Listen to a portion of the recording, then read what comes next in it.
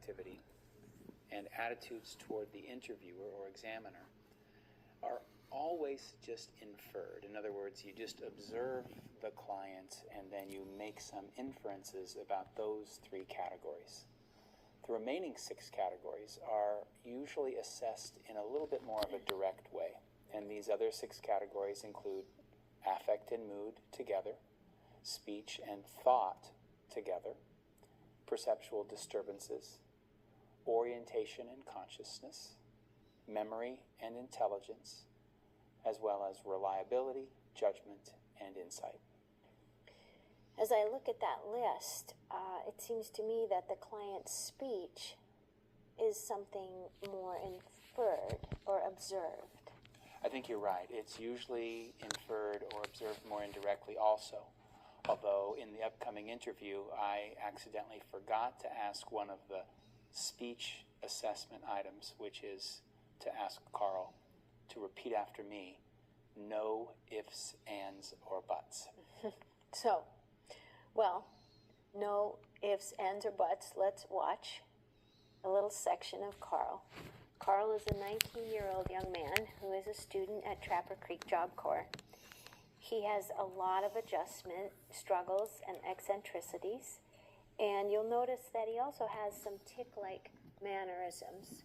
We've both met with Carl in earlier sessions, and we've talked about those mannerisms, so in this tape, you won't hear us inquiring about those. As you get ready to watch this mental status examination interview with Carl, it might be a good idea to pull out a piece of paper and jot down a few notes in each of the 9 domains as you observe the interview.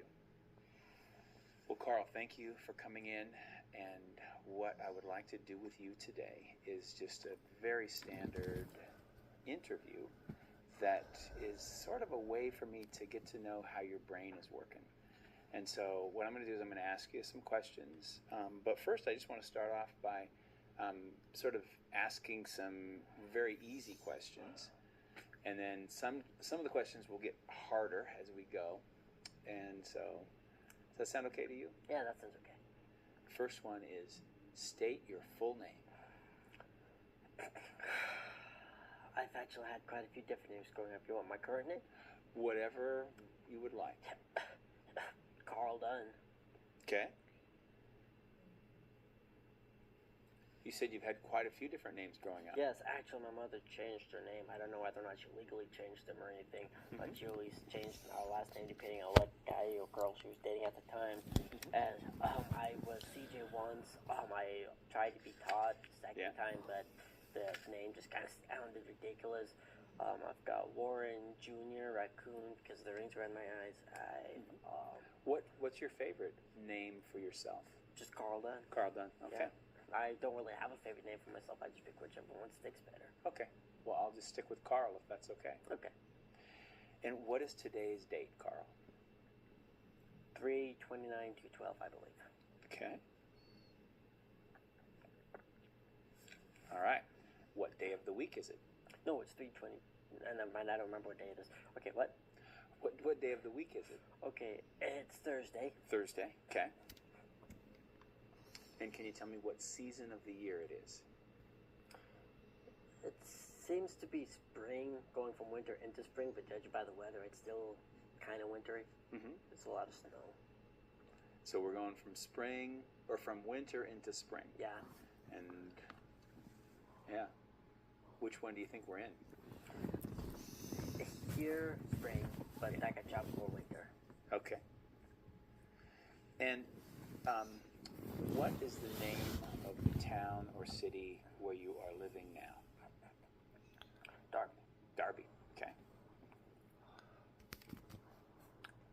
Okay. Now this is a hard question. Do you know who the governor of Montana is? No. No, okay. So my next question is going to be a test of your memory. Is that okay if we do that? Yeah. So I'm going to say 3 things, and all you need to do is, when I'm finished saying them, you repeat them back. Okay. Okay? So the 3 things are cup, newspaper, banana. Okay. What are the 3 things? Cut newspaper banana. Okay. All right, good work. Now, this one is a little bit harder. You ready for something a little more of a mental challenge? Mm-hmm. I'd like you to begin with the number 100 and then count backwards by sevens. So it's like 100 minus 7. So 193, 86, 79, 72, 65, 58, 51, 40. okay, you can stop. Good work. That seemed pretty easy for you. It was pretty easy. I used to be able to multiply double-digit numbers. Yeah. Yeah. So you're pretty good with math. You're pretty good with numbers. Yeah. Yeah. I used to be a lot better at reading. In the second grade, I knew words that none of the college teachers I used to visit knew. And I was able to read beyond the college level, even in a couple other languages. And then I forgot all that, but that's another story. Sure. So try this one. Spell the word world backwards. D-O-R-O-W. Okay.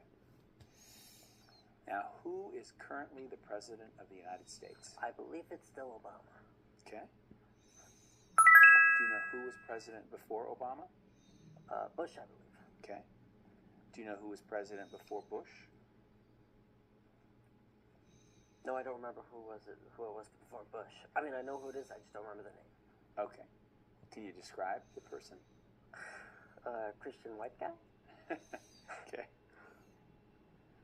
I'll know him when I see him. Okay. Then before that was Bush, and then... Okay, so before the Christian white guy, there was Bush, and then... Another Christian white guy. Okay, I've got the, like, I'll remember the faces. I'll like, if I see a face of the president, I'll be able to recognize it. You can but I don't recognize. remember, I don't really know all that much about the presidents. Do you know who was before the first Bush? His father. Okay. Before Bush was his father. Bush. Before him was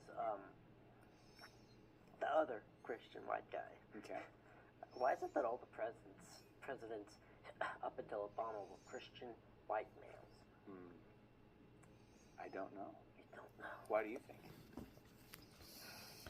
Because people are naturally judgmental, and there are a lot of racist people out there. Everything's always going to be fair. It's always going to have something to do with looks, religion, and ethnic and national backgrounds, stuff like that. Christianity and stuff like that just happens to be one of the more powerful religions. So, from that aspect, is that lots of people are compelled by the religious beliefs to do a lot of things. That's why that it would only make sense that the government in general would look for white Christian males. You know. Okay. Sounds good. Now I'm going to ask you some questions that are a little different. Questions about feelings. Okay. And my first question about that is, how are you feeling right now?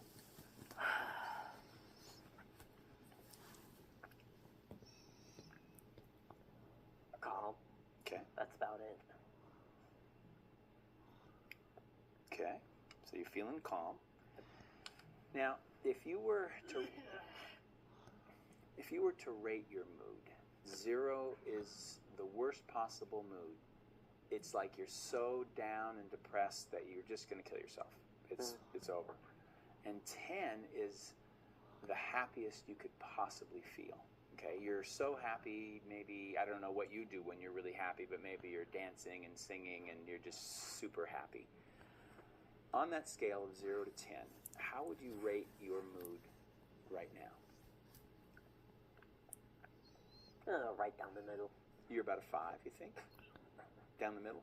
Well, I had a pretty good day, but yesterday was pretty crappy, and I've got some stressful things in my mind, so Okay. It's about a 5. So you're about a 5. Yeah, it's right there in the middle. Okay.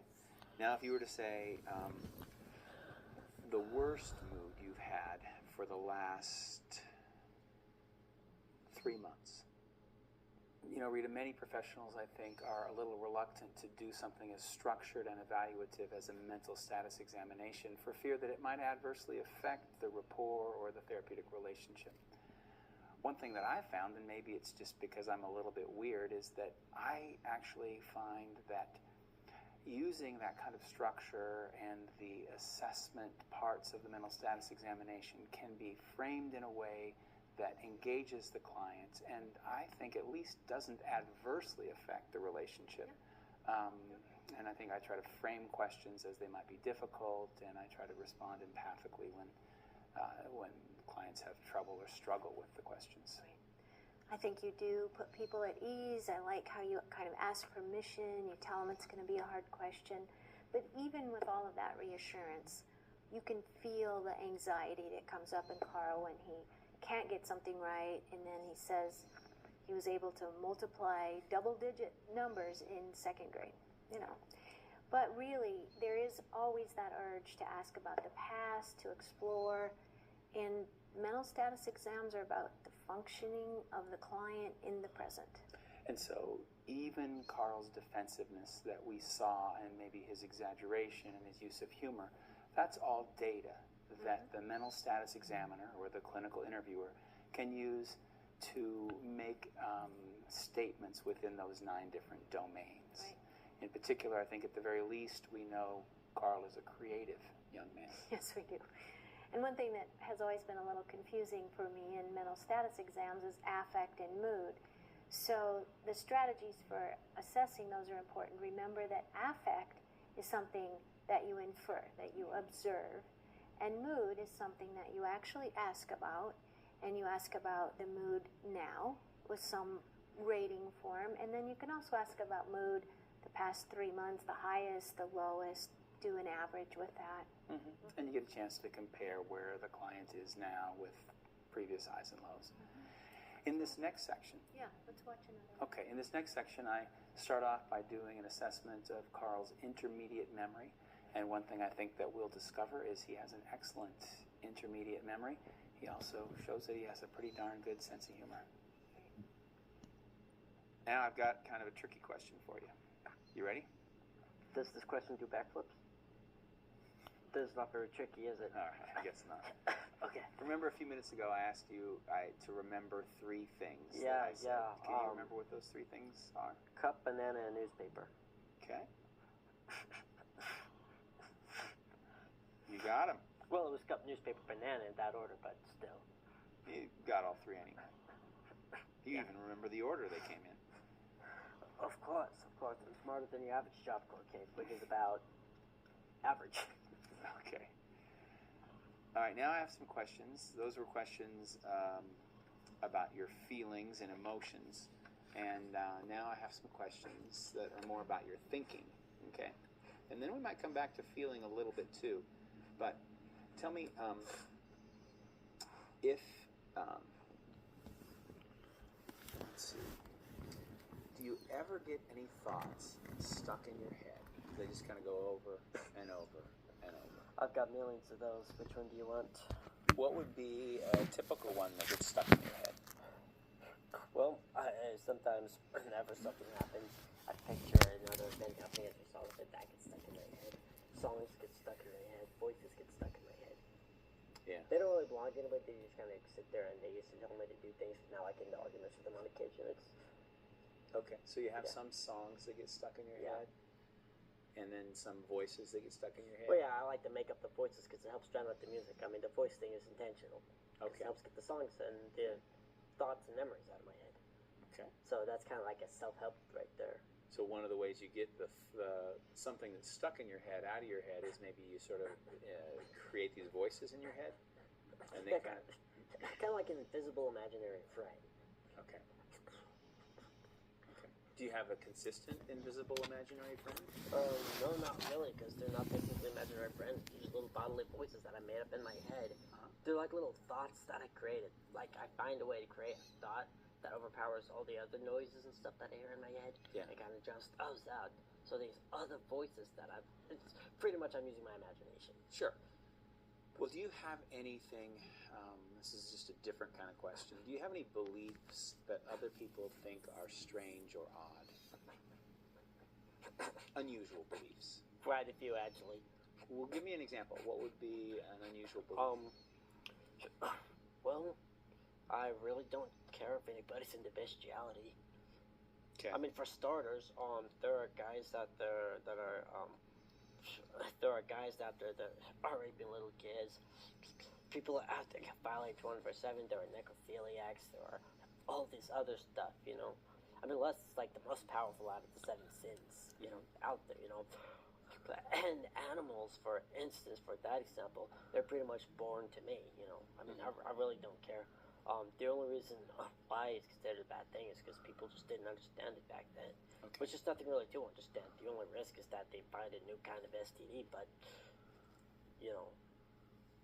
So one of your unusual beliefs might be that you I don't, really don't care about bestiality. I don't one think way it's or a big another, doesn't matter to you Yeah. much. Yeah. deal. Yeah. Well, I have some more questions for you. Are you ready? mhm. Do you ever see or hear things that other people don't see or hear? Sometimes I see ghosts, but other people see them too. Okay. Now, do you ever think that the radio or the television is speaking directly to you? Right. I don't think that the radio or the television's ever speaking directly to me. That would be a no.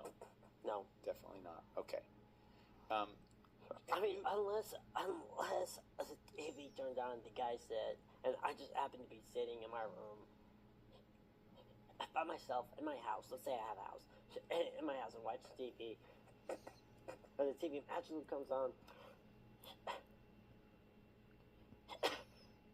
and I'm single at the time, and the guy goes, "Are you lonely? A little, even a little lonely? Oh yeah, yeah. Are you sitting underneath the covers with, I'm not going to get into that. I'm just saying I'm probably not going to believe it unless some really weird stuff goes on. Okay. Yeah. So for the most part, you're saying probably absolutely Yeah. not. I'm trying to watch my language here, so. Yeah. Has anyone ever tried to steal your thoughts or read your mind? I know that's kind of an unusual question, but it's okay. Some people think that, and that's just mostly why I'm asking. People try the thoughts and read the mind, so that's original.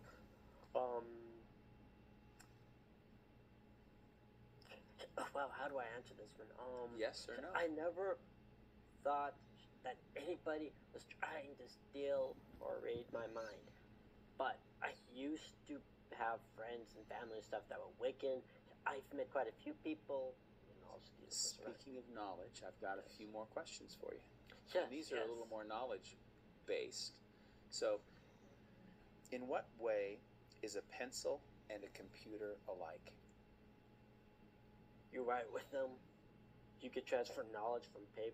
You can transfer knowledge from one spot to another with it. Pretty much the only difference between a pencil and a computer is that the computer is electrical, and the pencil you can't store small bits of data on. Except for the pencil's entire system in itself, the computer requires multiple components. So yeah, there's a lot of differences in them too, but they're pretty much the same thing.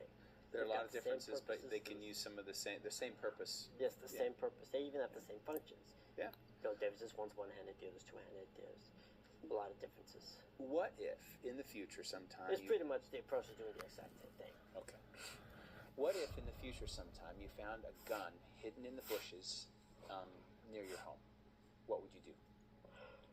If I found a gun in the bushes around my home, I would probably, because I always have a friend like this that's either in the police division or is like works for the government or something. I just get them to check the gun, see if there's any signs that it may have been used to harm somebody. If not, register the gun and keep it for myself. So you'd get somebody to check the gun out. Yes. And then I'd see if I could get the gun registered so I could keep it. And see if you could keep it. Because it's a free gun. Yeah. And the last question, and then if you have questions for me, I'll try to answer them. But what would you do if a close friend of yours obviously had a drug or an alcohol problem? Well, as far as the getting drunk part goes, I actually don't care if they get. I actually do care if they get drunk. So I would do what I can to take care of it. If somebody though did do drugs but didn't affect them in a negative way per se, like if it was like marijuana or hemp, I really wouldn't care. As long as they, Well, let's say we're they had doing a it. serious problem. Oh, an actual problem, then Yeah. I'd try to help them with it. I'd try to get them off of it. Yeah, you try to be Try helpful. to light down the doses, come up with strategies. But I wouldn't really try to make anybody quit, just cold turkey, you know. I wouldn't. Try to help cut down. Yeah, because I really don't care. Okay. You know, I mean, marijuana could have helped the world, but the lumber company got pissed and now marijuana is illegalized, but because of both uses. Yeah. Well, now, questions for me. The purpose of the mental status examination is to gather data or observations on the client that you can then organize into the 9 different mental status examination domains. But as you probably noticed, my preference is to try to do that in a way that is empathic and collaborative. Which I think is great. I really think that it's a great relationship building thing, and you actually get more information that way. But of course, that accounts for some of the wide-ranging and sometimes tangential content that you saw with Carl. But it is important information. Although it would make the interview shorter if I stayed a little more structured. Now, if you watched the mental status examination interview with Carl and you jotted down a few notes in those 9 different areas, now would be a really good time for you to look back at those notes and the 9 areas and to try to make a few statements about that are a little more conclusive about what you saw in Carl during that interview.